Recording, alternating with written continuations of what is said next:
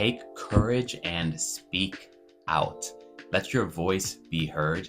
There are so many people today who are so timid and who don't even want to try to speak, even when they see something that is wrong or something that needs to be changed. They have a fear of speaking out.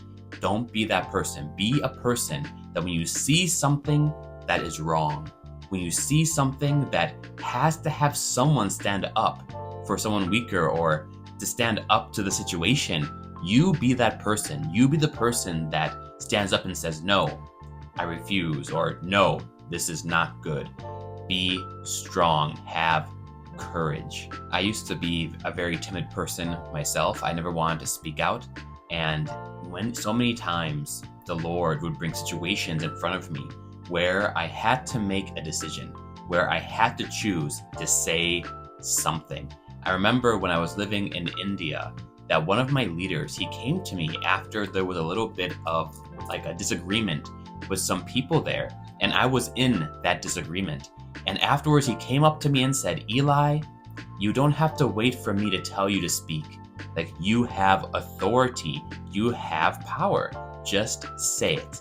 And that really encouraged me. Like everyone has a level of authority. Of course, for different jobs and things, there's different authority in those areas, but I'm talking more about moral.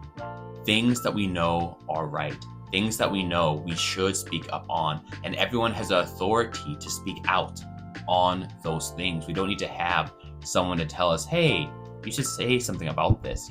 I guess I'm doing that now, but take courage, speak out, have the strength to say what you think you need to say at the right time. And it's especially difficult as whenever our boss or a pastor or a spiritual leader over us is doing something that we know, okay, this isn't right, or hey, this isn't biblical, but we have a fear.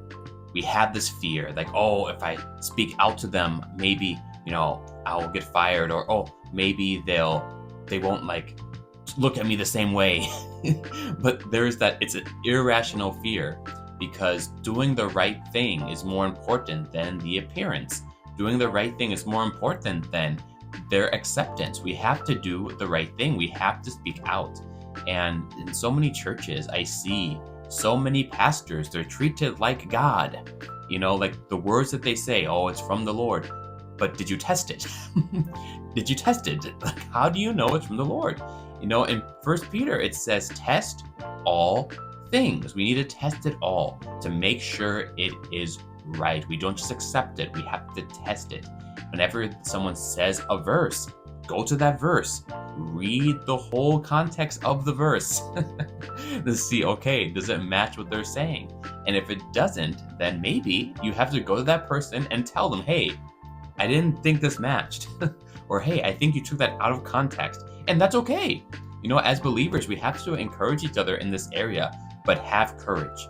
Have courage. It doesn't matter what level you are in your walk with the Lord, or what level you are in, I guess, the structure of the place.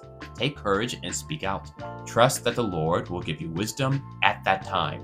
Trust that the Lord will give you the right words to say at that time. He'll do it. He'll do it. Even myself, even now, I hate confrontation. I hate having to speak up on things, but it always seems that God brings those situations into my life.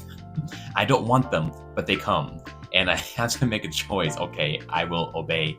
And even now, when those situations come, my legs, they shake because I'm scared. I have so much fear. But when the time comes for me to say the first word, then the shaking goes away and I feel confidence and power. And I know, okay, this is the right thing for me to say. But I have that fear. But the Lord, He is over our fear. He is over our shakiness. He's able to make us steady by His strength. So I encourage you, take the courage, say what you need to say, have no fear, and walk with the Lord. Do your best. See you later.